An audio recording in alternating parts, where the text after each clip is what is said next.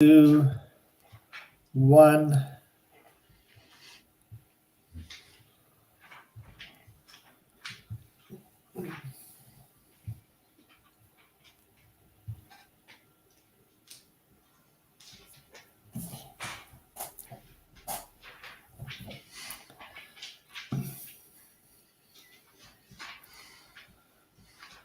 Good afternoon, everyone, and welcome to Bertie Live. This is our second part in the week. We're looking to do this Thursdays, Wednesdays, and Thursdays, and we're revisiting a conversation that we had a couple of weeks back with Bertie's friend Maurits van Sambeek.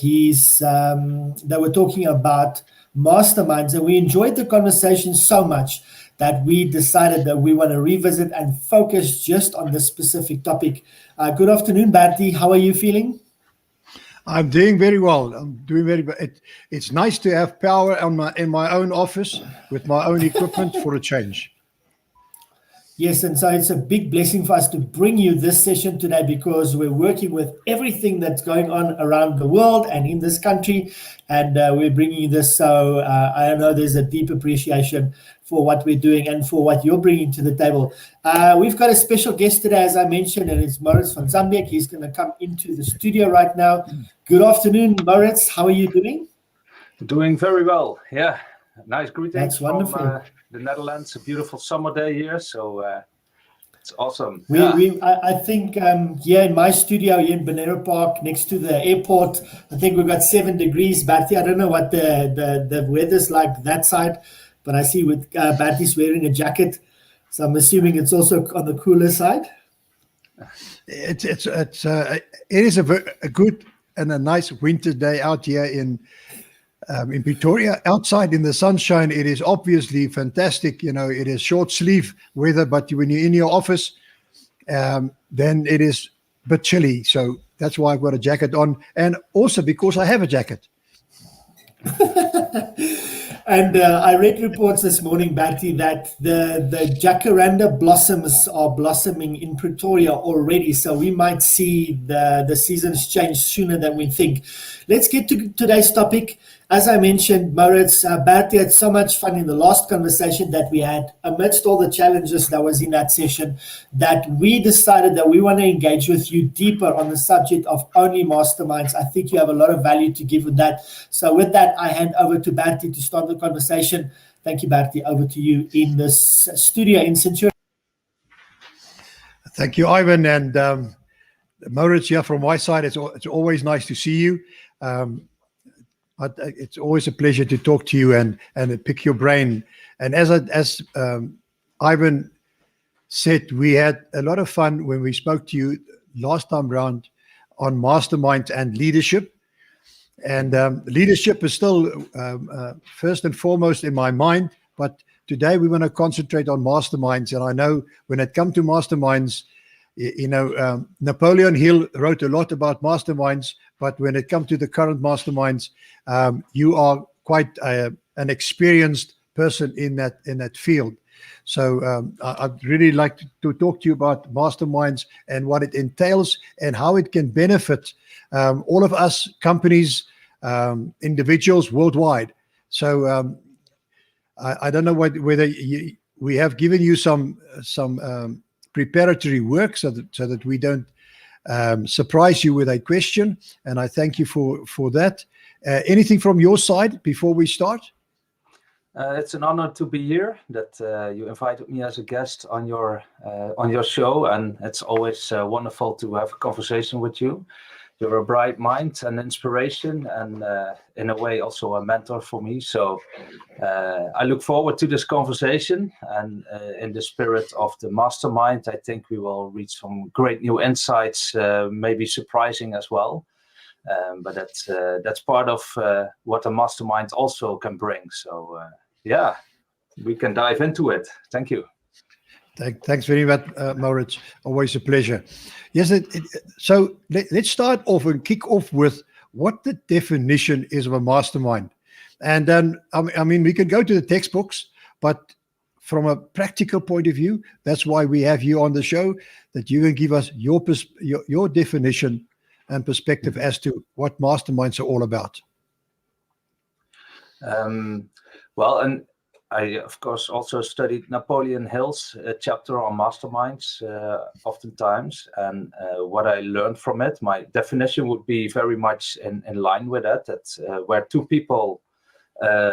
or more people gather in harmony, in a greater spirit of harmony, a third or invisible mind becomes present that allows for a greater inspiration, that you have that you can open up to deeper insights, and we come maybe later to it as well, that you can solve problems together. And what I learned from these definitions that Napoleon Hill writes out in his Think and Grow Rich book, when I first read it, I thought, well, that's actually what philosophers always did, also in the ancient past. They gathered together, they created schools or enclosed gardens where they were coming together, talking about topics that were of interest, about science, about ethics, about politics, and then really diving deep into it. So I think to keep it short, the definition of a mastermind as a group is that where two or more people gather together in a spirit of greater harmony, they can come to insights and greater purpose, greater benevolence. And I think that's what it's about, especially in today's landscape as well. Yeah.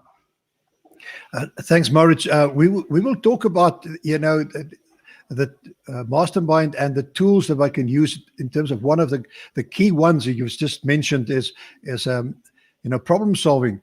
But often when I speak to people about masterminds, what come to mind is the concept of a boardroom and the concept of brainstorming. Just in short, in terms of, if I compare brainstorming to mastermind, is there similarities? Is there benefits in both of them, or has it become sort of one concept, brainstorming? I think for many people it's very much the same, but when you dive deeper into the meaning of what a mastermind is, and if you want to compose it in a way that it is more beneficial for everybody present, I think it transcends the mere level of brainstorming, because brainstorming could be really fun, and it is in a way unbounded and free, so you can come to bright new ideas through that.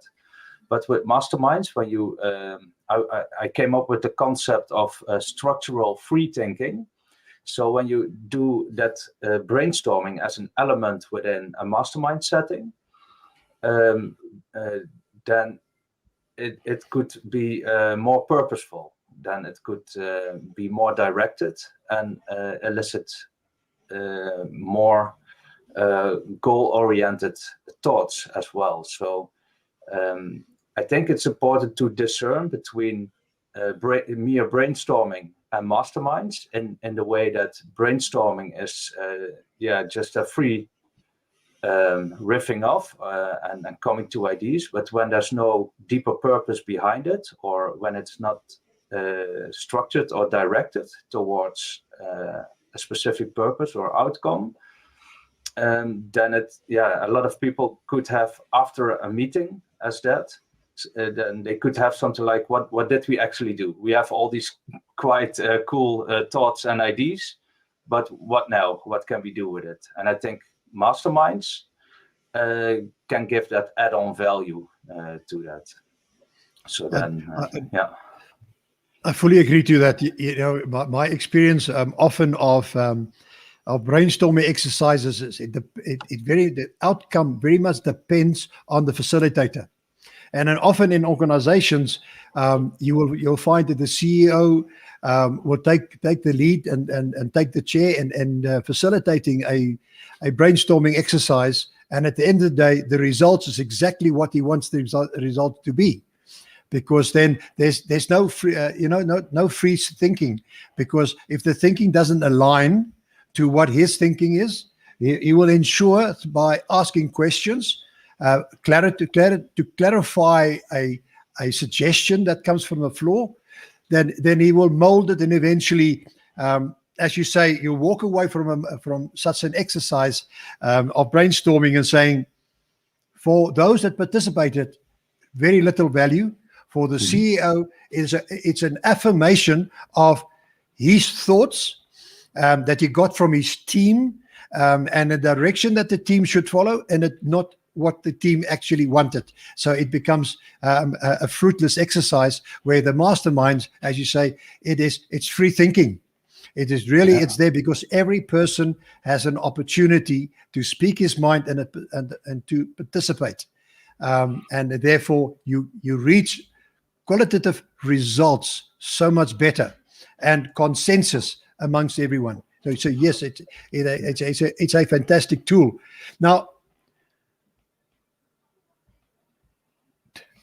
I think you will agree with me that masterminds has come to the fore in the last couple of years quite dramatically. There's masterminds for everything nowadays. Formats of you developing courses, programs on the internet you can buy, and the format of that is a mastermind. So sometimes it is wider concept, sometimes it's narrower concept, but the masterminds have become so popular. I personally has introduced masterminds now in organizations, because I've felt that a need has come to pull the expertise in organization from a strategic thinking and an innovative thinking point of view, and obviously therefore from a creativity point of view, to pull it together. Because as people work from home, the organization from that perspective is becoming disjointed. So in putting masterminds into organizations, it gives an opportunity for different people from different departments to come together and share concepts and ideas, which become very valuable. But that being said, now for individuals such as myself and yourself,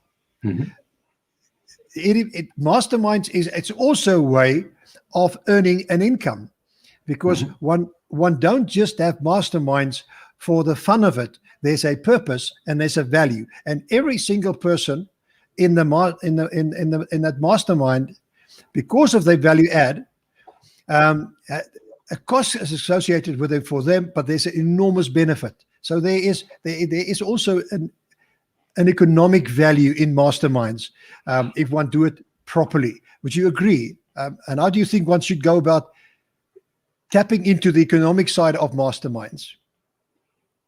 I think it's very important to understand for people who are not familiar with masterminds, but pondering that idea, that there goes a lot into it to organize it, to find the right people, because the mastermind is as good as the people who are in it. And even if people have good intentions at first, but are not open to learn new things or to listen to other viewpoints or perspectives, if they don't respect different approaches to problems or to matters or decision-making processes, if people do not allow to let others gather their thoughts and create some kind of stream of thoughts as well with it, then the group could fall apart. So it's when it's more into a business endeavor from someone, if you want to start your own mastermind, for example, it's important to understand the role of the creator and the facilitator of the group. And there's a big value in it, because it's part of a personal development trajectory, of course, that you have to grow over yourself, that it's not only about a selfish purpose, it's not only about egotistical point of views. And you have to learn to really feel into what people want, what they are at, and where they want to go. So it's also about it's a very social endeavor, and it's a valuable gathering of people. So those are all elements I think there's even more to it. We will come to it later. But that's often not really thought through in advance by many people who want to start a mastermind. They think, oh, it's cool to just do brainstorming, what we mentioned earlier. They gather together and then, they have all kinds of fun conversations, perhaps, interesting new ideas, but that's it. Or they get into discussions, or there are only people who are in the mastermind group to get something and not really willing to share or to give something. And then it also doesn't work, because it's a shared endeavor to come to greater wisdom, deeper insights, etc. So it starts with indeed the consensus of what the purpose is of a group coming together in the spirit of the mastermind. And then the role of the facilitator, or the one who organizes it, doesn't necessarily have to be the facilitator, but when you want to do it in a more business setting and monetize the group, you can ask for a participation fee. So it shows that people are committed, interested. And then they take it also a bit more seriously, because they really put their means to it, their resources to it. And for the people who organize and facilitate it, there are also costs involved, of course, with software, with the time they spend to it, the materials they prepare, especially when it's more a curriculum-based mastermind, when you want to do recordings, transcriptions, etc. So those are all things and elements to keep in mind, that there's money involved in organizing it, and also to keep it running smoothly, and that could be valued, I think.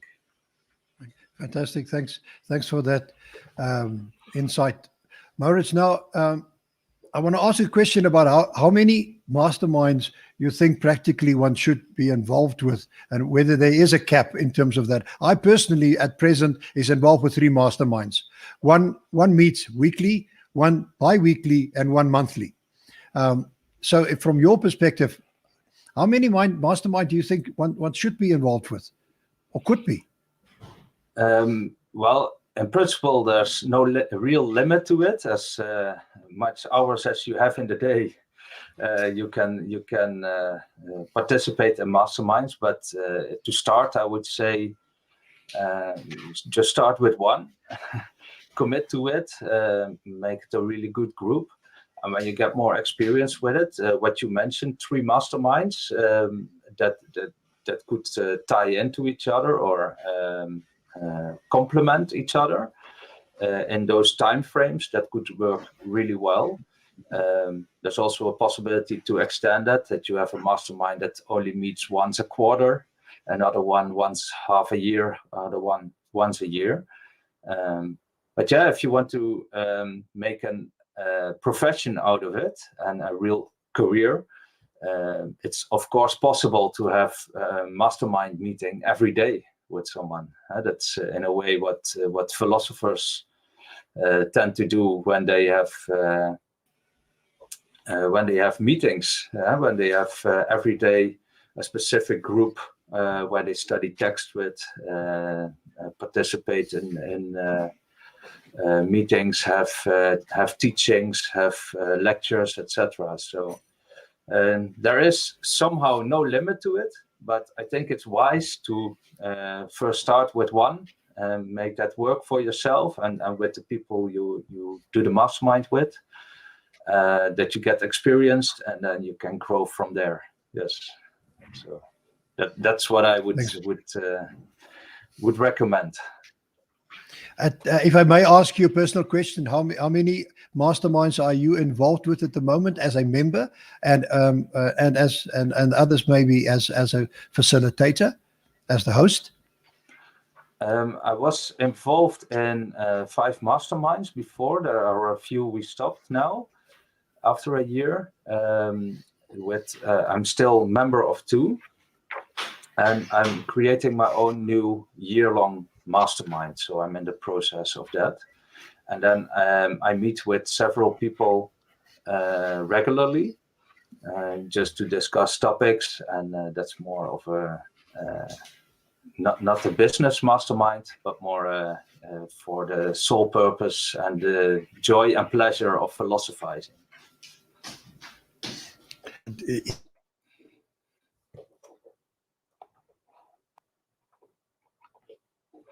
Financial gain. Before I go on, I just want to apologize if we lose signal. At the moment, we are having trouble with power supply, and intermittently, it seems I'm losing internet connection.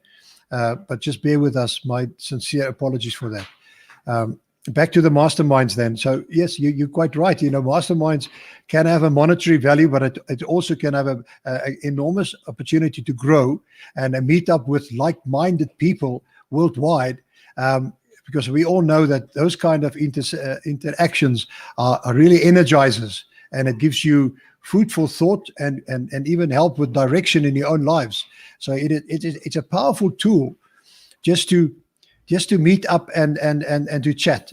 And you've alluded to it just now, the importance of getting the right members in the mastermind group cannot be underemphasized. It is crucial, because that's where the power lies. The growth lies in the strength and the commitment of those people. Now, an ultimate group, size-wise, what would you say?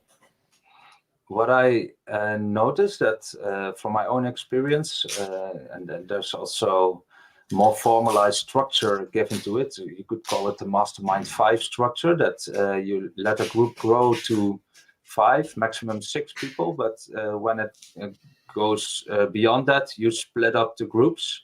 So it becomes 3 to 4 again. So when you have 5 or 6 people and come together for 90 minutes, for example, then everybody really has time to do their saying, to have their talk. And then you can really dive deep into the issues at hand, the problems at hand, or the topics you want to discuss. To a certain extent, there's no limit to it as well. If you have it more on other platforms and in a wider area, if you go to conference rooms and meetings, you can have it setting in round tables and then change it out. So the whole room then is a mastermind with segments and groups in it. That's also a way to construct it. But I noticed that when you do it online or in meeting rooms or seminars or under an olive tree in the sun, then I noticed 3 to 6 people. Then you can really have good conversation, allow others to do their saying as well, hold space for someone else to come to their right words and gather their thoughts. And then really share in the greater spirit of harmony. So also from a standpoint, I think that's important as well, from a standpoint of a facilitator and an organizer, it's what you are comfortable with as well. Some people cannot manage dealing with too many people at once, and other people are really well versed in talking and facilitating and leading larger groups. So that's something that people have to find out for themselves. It's also a matter of trying, experiencing, and practicing it. Oh, great. I mean, you've just touched on the concept of the ability of the host and the facilitator, which becomes important. But I just want to make a comment about the number of people to a mastermind. I see now on the internet that people are invited to join masterminds, but then there's an excess of 100 people part of that mastermind, and I think the term mastermind is used out of context, because in my mind, those kinds, even if you take the 100 people and you break them up in smaller groups, you can never get the value other than the value out of other people's input, not necessarily yours. So as a growth opportunity for yourself, participating in the mastermind, when the numbers, as you say, if the numbers become too big, it loses its true value. So That's just an interjection from the side there, but you've spoken about it now. Obviously, somebody needs to start a mastermind. Okay, so somebody needs to initiate it. But when you use the term hosting or facilitating a mastermind, would that be the same? Should it be the same person, or can the host be the same and the facilitators can be a round robin? Every time you meet, there's another facilitator, or for that matter, another host that is taking lead. How do you feel about that? That could be the case indeed. If the people who are members of that mastermind group are all more experienced, then you can take turns, so that 1 week one person is a facilitator and is more steering or making sure that everyone gets a similar amount of speaking time, for example, that discussions don't escalate into fights, etc. And it's also good to change these roles around, because that's also a learning experience. The primary initiator of a mastermind group, that's when it's established, they can, of course, decide how they want to set it up, how they want to organize it, and if someone wants to be the timekeeper, if someone wants to be the facilitator, and it's also helpful to change it around, but it's also helpful to have clarity beforehand about it. So when you say we will change it around, then stick to it. That everybody then has the change of roles. Where you say, okay, no, this, or when you say in advance, this one is the host and the facilitator, the timekeeper, then stick with that. So I think that's the most important part, that you make an agreement at first how it will go, and then run from there. Of course, you can always change it later, but one important part of it is that when you want to have really high quality masterminds, is that there is a clarity of like a Swiss clockwork, how it is run. So within that set frame, it's very clear what that frame is, and within that frame there is room for thoughts, for sharing wins, helping each other with issues that they're dealing with. But then that's very clear. So that's what I would advise to do. That in the beginning, if you want to start a mastermind, be clear that someone who starts the mastermind is the host, the facilitator, and they appoint someone who is the timekeeper at that in that session, and keep those roles going for a while, so that you have that organizational clarity at first, so it won't confuse the masterminding itself. Great. And it's also important to add to that is that there's a set time when it starts, and it starts on that minute. It is not 10 minutes late or 20 minutes late because we're waiting for somebody. If you said it start at 9, like in this case, you start at 2, we have a discussion at 2, and we know beforehand it will be a 90-minute session. In others, it will finish off at 3:30. On the dot, so that everybody can be aware of the time, so that we can build up and then build down to an acceptance and a consensus decision that you have a start and an end, that not go away with open-ended statements or problems or challenges. I think that to my mind is a non-negotiable, and everybody needs to fit into there. And my feeling often with masterminds is if a person, for whatever reason it may be, misses 1 or 2 or 3 sessions, that the others then decide that rather that person stay away. Otherwise, you rely on a person's input and his contribution, and he doesn't arrive. And whatever the reason may be, and it could be extremely legitimate reasons, but because we're talking 4, 5, 6 members in this mastermind group, it is valuable that everybody is there, because that's where the value lies. And if you're only 2 or 3 people present, it loses the essence. of what masterminds are all about. So I want to lead into the real value and of a mastermind, and the benefit for all is that we talk about problem solving, but maybe it is the addressing of challenges that the different members of the mastermind group brings to the table. So it's problem solving, but it's actually challenges that they bring, because people can bring anything to that session, and aligned, and obviously with the direction that we are following in terms of this mastermind. There is always some homework given, and that is the subject of discussion. So you bring your challenges aligned with that thought for the session. So what is your views on that, on the value then of the mastermind in terms of the solving of challenges?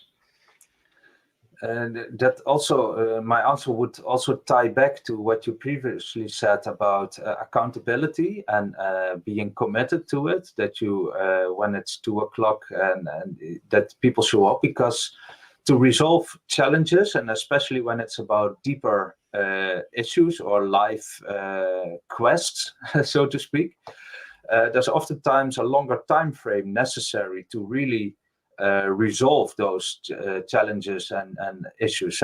If there is an issue in business, sometimes it comes forth from a personal life matter, or a marriage that's a bit troublesome, or a child that is ill, or whatever, and those are affecting the business leader, or the person who is a member in the mastermind group. So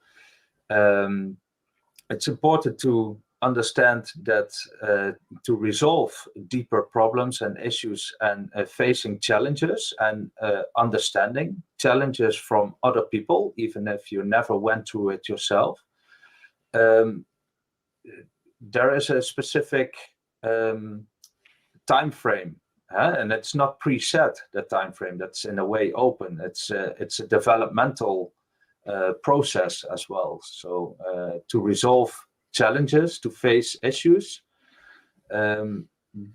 it's also part of the mastermind spirit to transcend the digital time, so to speak. So to let the notion of it has to be resolved within 5 minutes, sometimes that can help to really go to the eye of the needle, to laser focus on something.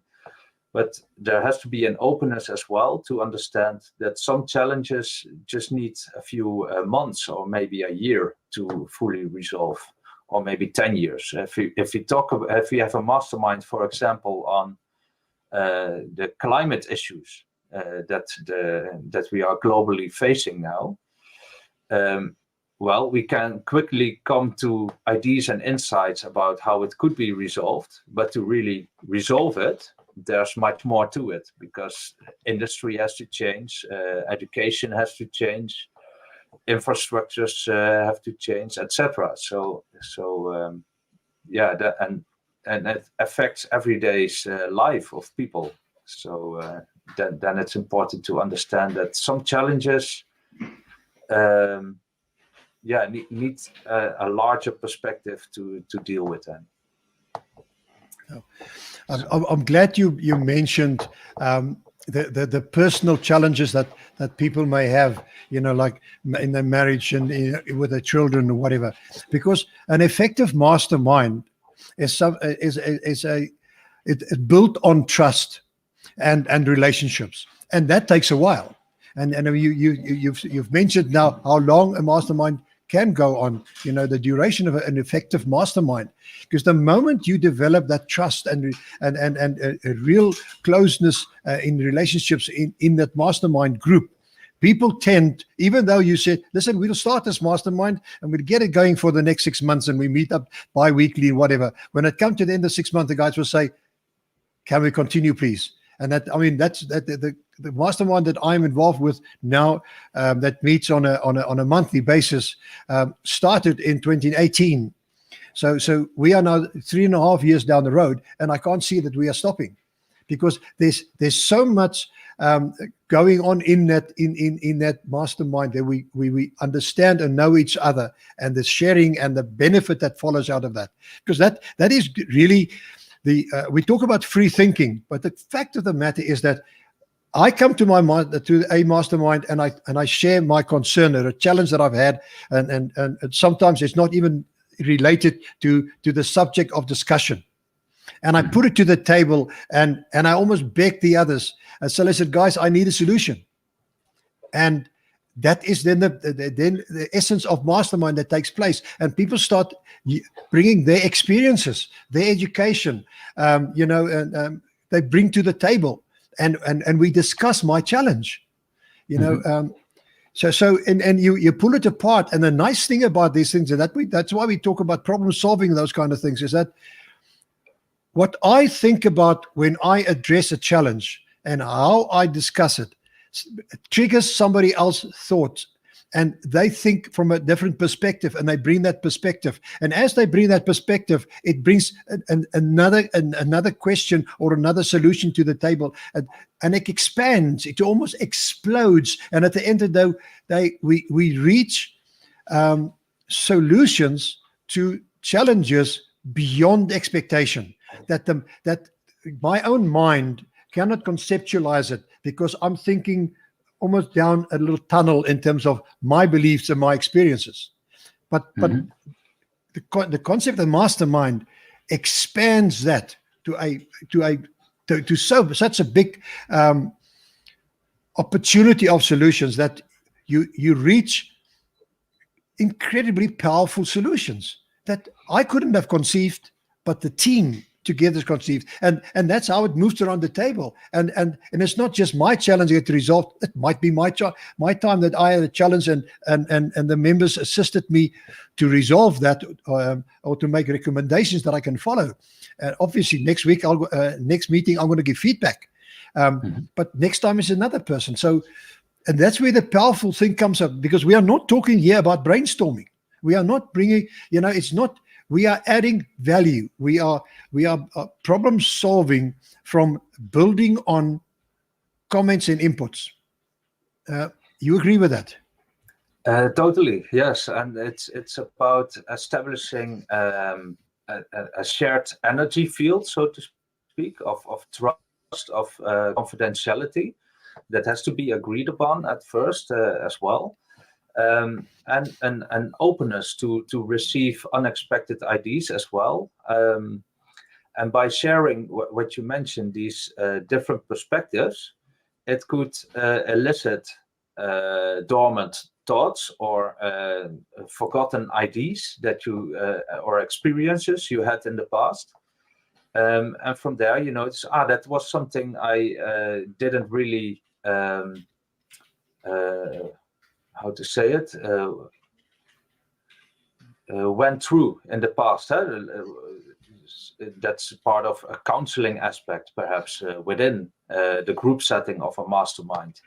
That if you had an emotional experience years ago, but back then you needed to focus on other stuff to keep continuing, you suppressed some kind of feelings around it, or that put you on a different trajectory, although actually your desire wanted to go and express something else. That could come up in a mastermind, and then it's very valuable when there are people who understand that, who perhaps also went through similar experiences, and share how they dealt with these kind of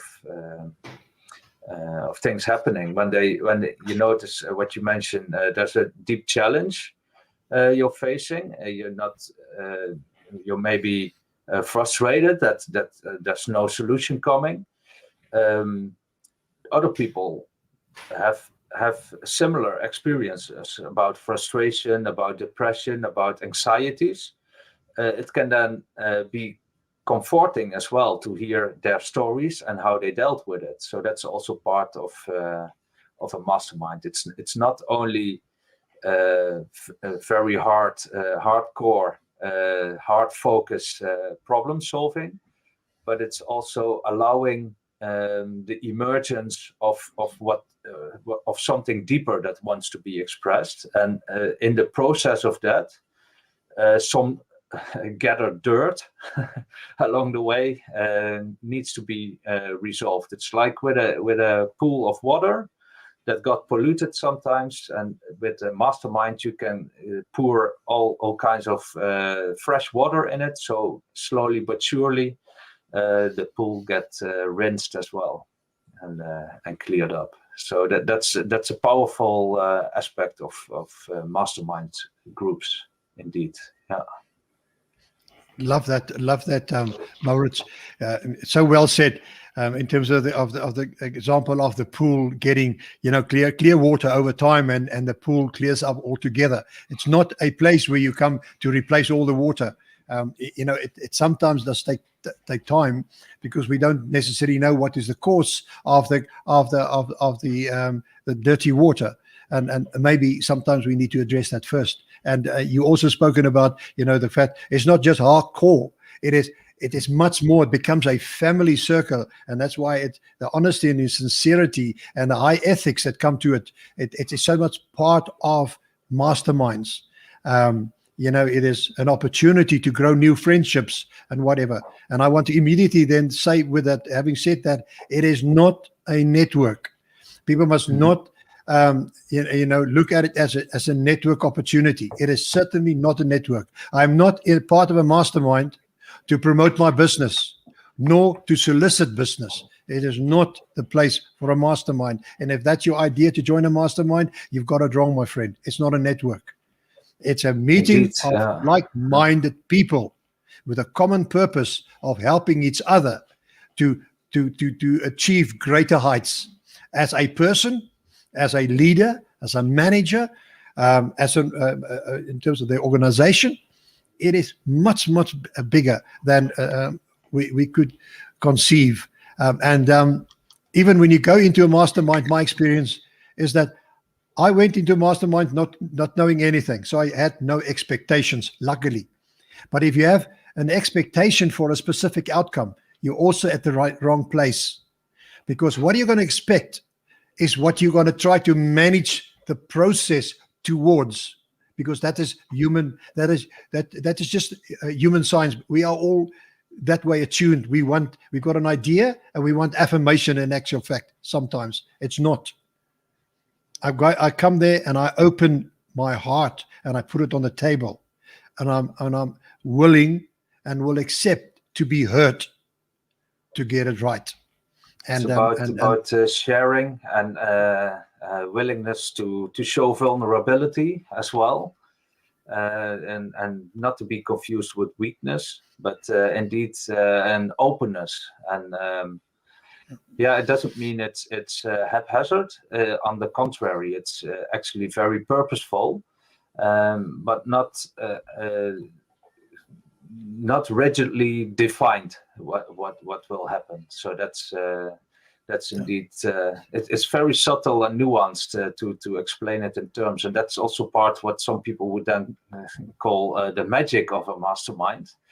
That there's something can be alchemized there, and that creates new materials if you express it later on, for example, in recordings, in transcripts, in books, in the concepts of ideas. But you could have the intention to come to such things, but it's not necessarily the main point of a mastermind at first. So of course, people, when you want to have a very tight-knit construct, then you could say it's more like a meeting in the more traditional sense of a boardroom meeting. But I think in the mastermind, the uniqueness of that concept, if it is a concept at all, is that there's always this opening, this transcendent space, and people, I think, should allow for that space to inspire them instead of wanting to penetrate that space themselves. So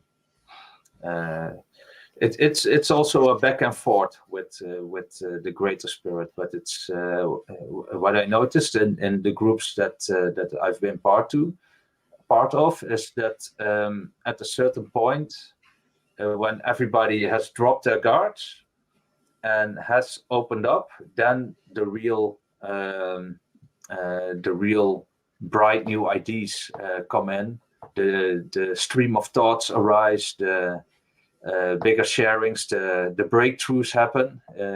Sometimes a long held resistance to things falls away, and that's a very beautiful thing to experience in mastermind groups. So thank you also for pointing that out and eliciting that aspect of it.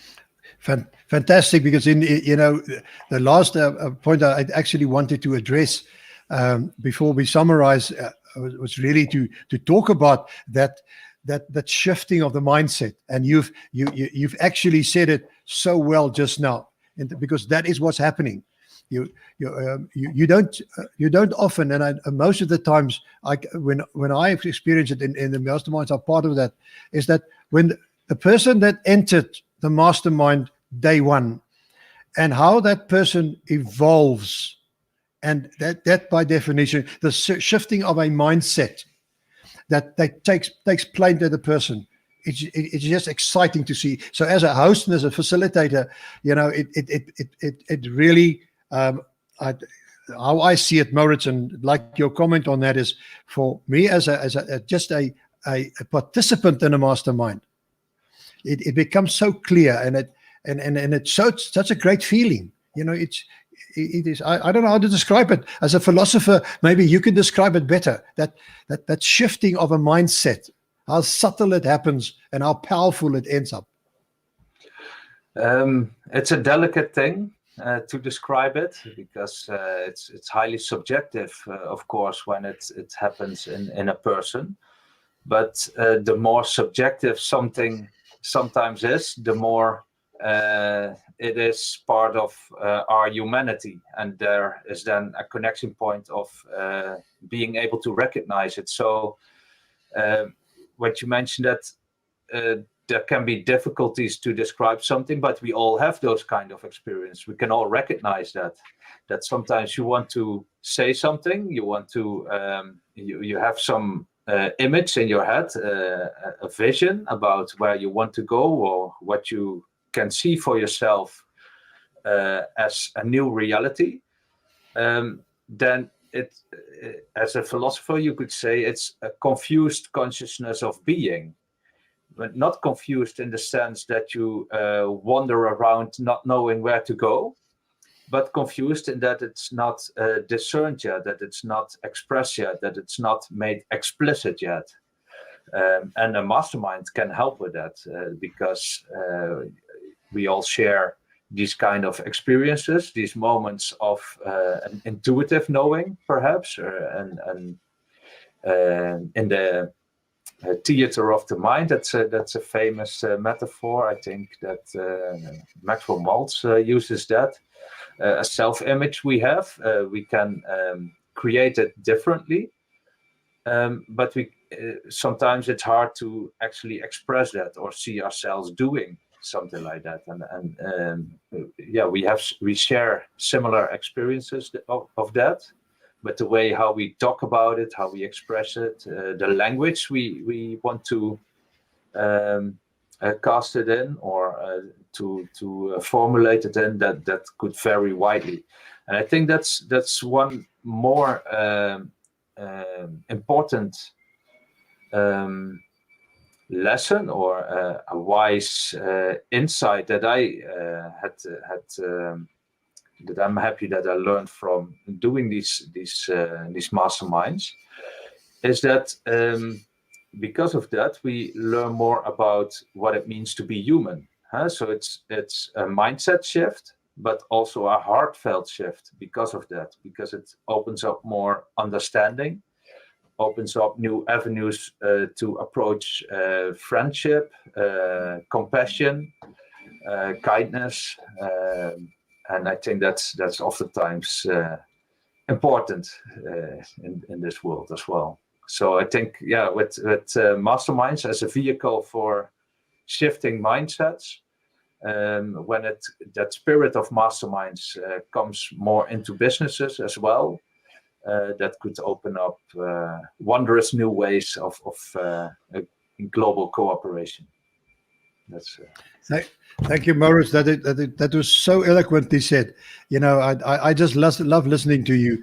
The purpose of this discussion was to put a little bit more practice to the theory of masterminds, and I want to invite those that's watching. If you want to know more about the theory of the masterminds, by all means, study Napoleon Hill. There's much written about him, and if you want to know about the practical application of it, Maurits is your man. I mean, I have to read it to share it again. What do you say? Confirmed consciousness of feeling. What do you say? It's a confirmed consciousness of feeling. Can you just repeat that again, Maurits? Not sure what I said exactly. What is a confined? I think it was confined consciousness of feeling. That one get out of this mastermind, and that's exactly where it is. Sometimes one talk about something and you want to describe it. It is so difficult to put your fingers on it, but by experiencing it, you'll get your answers. And I'll invite you out there to look more into masterminds, become part of Mind to Minds, open yourself up to masterminds. When you start thinking about the things, law of attraction will kick in, and you'll get invites to it. In conclusion, Maurits, would you like to share us a word or two about yourself, and where people that would like to talk to you maybe further, where they can reach you and how they can reach you? I'm very active on LinkedIn. I share articles there that come forth from my experiences, and that also want to elicit the deeper spirit behind mastermind thoughts and what I learned from mastermind groups. So if people want to find me, they can find me on LinkedIn. And there's more information about what I do and how we can work together. So that will be a good place to continue. And of course, there's much literature about masterminds. But of course, the chapter from Napoleon Hill, I have it here as well. It's chapter 10 of Think and Grow Rich, The Power of the Mastermind. I think it's very interesting to just read it for people. And if they want to talk more, it's also, I think, very inspiring to contact Bertie for it. So I would recommend your readers to do that as well. Maurits, thank you very much. Thanks for your time, and thanks for sharing your expertise and your experiences with us. Much appreciated. Thanks very much. Ivan, over to you. Thank you for having me. Thank you so much for a phenomenal session today. Thank you, Maurits. Maurits, we've got 2 minutes left. I just want to ask this question. You mentioned the spirit of harmony needing to be in these sessions to be successful. Do you suggest that the facilitator sets out rules or policies before the actual engagement so everybody knows where and how things are going to work? I think that's very important indeed. That, for example, only mentioning it already, that the purpose of coming together is to be in a spirit of harmony, and come from an initial understanding of that with a willingness to actually express it in different ways and various forms. So I think that could be one of the most basic rules. And then you can say, of course, there are certain principles that you can use. You can use a specific curriculum. But I think that spirit of harmony, even if it's not a very well understood notion at first, just taking that as the foundational principle of coming together. If people do not subscribe to that, if they want to discuss or only get some specific outcome out of it, then they are not a good fit at first. So I think that could really be helpful to start a group that find people who also want to experience more what the spirit of harmony means. So that's wonderful. Our time is up. Thank you so much for watching us today. For those that are watching on the live broadcast, and if you're watching this afterwards, you're welcome to just ask us the questions in the comments below. Bertie or Maurits will address that, and we also obviously make this available on Maurits' platform. Maurits, thank you so much for your time. We really appreciate it. Bertie, thank you for taking time out of your schedule so we can facilitate this conversation. And for all the viewers, thank you so much. We'll see you again. Our next session is next week, where we have guests. Maybe we'll call this Bertie and Friends, I don't know. And then we'll do that on Wednesday next week. We have Dr. Nietlin for a session on, I think it's on Wednesday at 2 o'clock. Thank you, everyone, and we'll see you again next week. Thank you very much.